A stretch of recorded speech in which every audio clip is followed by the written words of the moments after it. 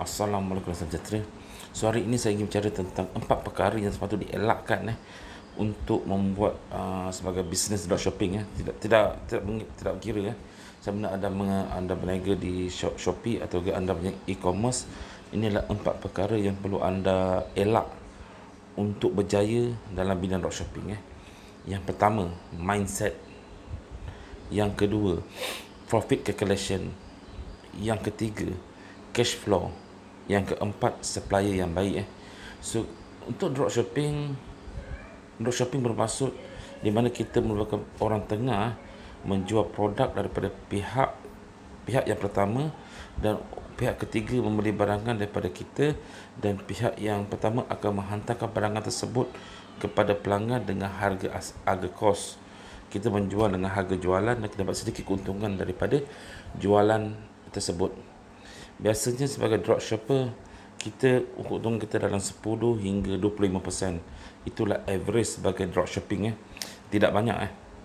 Dan ada 4 perkara yang perlu kita lakukan untuk mengelakkan daripada rugi dalam membuat perniagaan di dropshipping ini. Yang pertama, seperti tadi, mindset.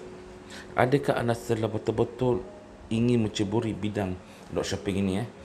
Saya tak katakan, tidak kira sama ada berniaga di Shopee atau e-commerce yang lain atau marketplace yang lain, adakah anda mempunyai mindset untuk berniaga sebagai dropshipper?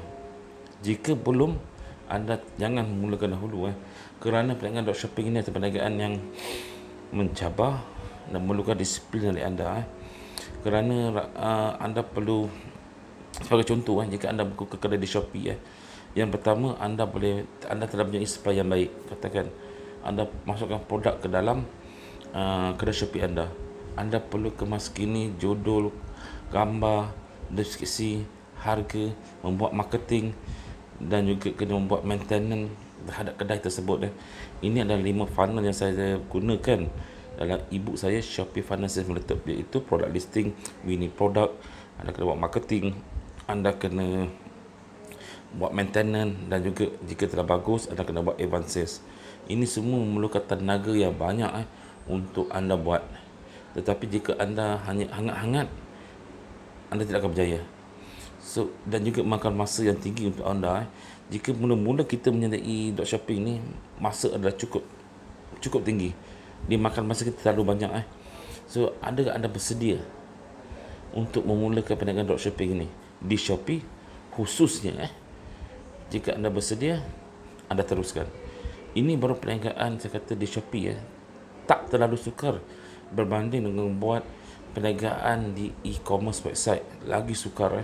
Saya pernah melaluinya, saya tahulah. Memakan masa hingga 6 bulan, 7 bulan setiap hari saya memerlukan masa untuk buat tu benda. Tetapi gagal. Saya gagal, dan kita dengan kegagalan itu adalah satu penghujung dunia. Anggap kegagalan itu adalah sebagai penunda kepada kejayaan. Mana-mana orang yang memula menceburi bidang dropshipping ini, dia pasti akan gagal. So jangan risau, terus usaha, kerana anda tidak mempunyai ilmu yang cukup untuk memahami apa itu dropshipping. Okey. Alright, yang kedua, profit calculation. Apabila kita menyertai dropshipping ni, margin untuk kita adalah dalam 10 hingga 25%, betul Oleh itu kita terlalu biaya jika sebagai pemula atau seller yang baru, kita suka kasih diskaun, kita kasih voucher, kita kalau boleh untuk bersaing, kita nak bersaing dengan seller lain, sehingga kita memberikan diskaun hingga rugi. Ini kerap berlaku pada semua seller-seller yang lain. Anda kadang-kadang terlupa. Terdapat juga kos-kos yang lain seperti transaction fee 1% daripada Shopee. Anda terlupa.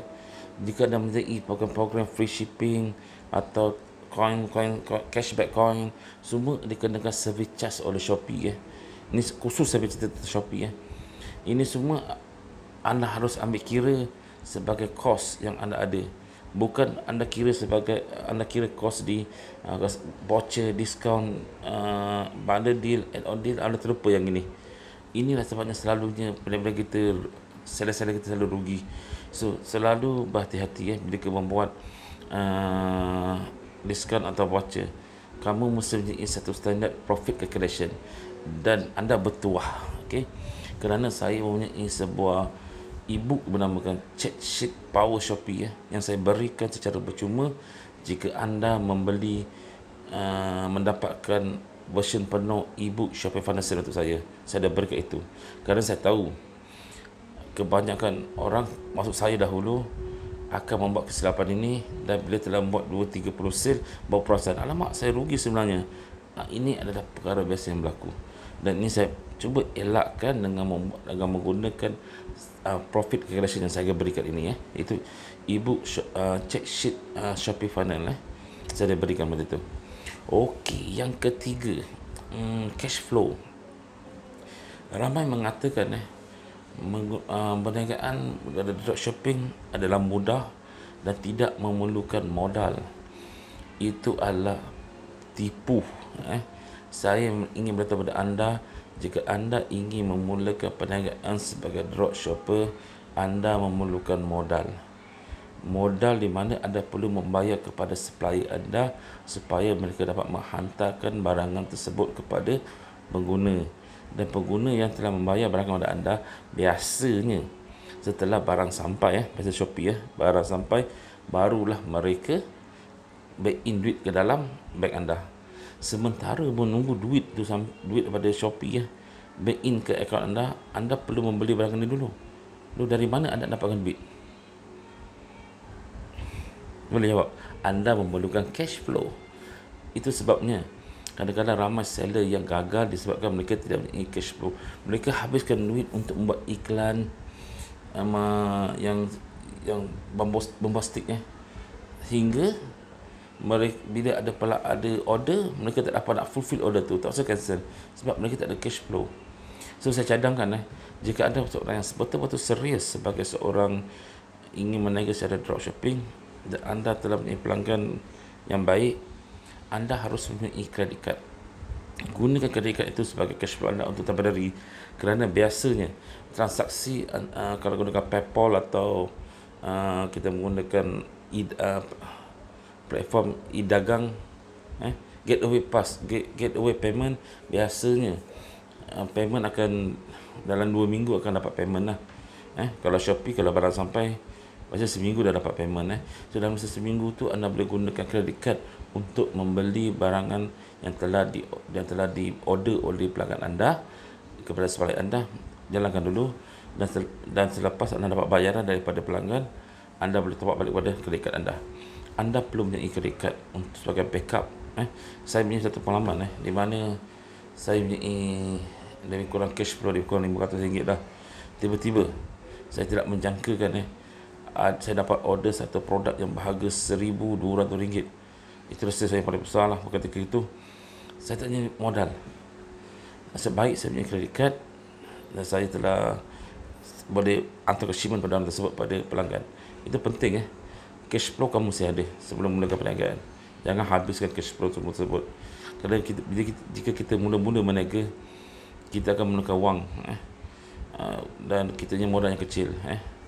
Orang yang modal dalam kelamaan baru kita punya modal yang besar lah. Okey. Yang terakhir sekali, pilih supplier yang baik. Jangan pilih supplier yang menyusahkan anda. Sebagai contoh, anda memilih supplier yang menghantarkan shipment 7 hingga 14 hari. Okey. Padahal dalam Shopee maksimum kita nak adalah 2 hingga 4 hari. Shopee kasih maksimum dengan lebih 7 hari. Shopee pun sama. Dia bagi pre-post shipment kan, dia 6 hari maksimum. Dan jangan pilih supplier itu, kerana dia akan memeningkan kepala anda nanti. Nombor 2, pastikan supplier yang jujur.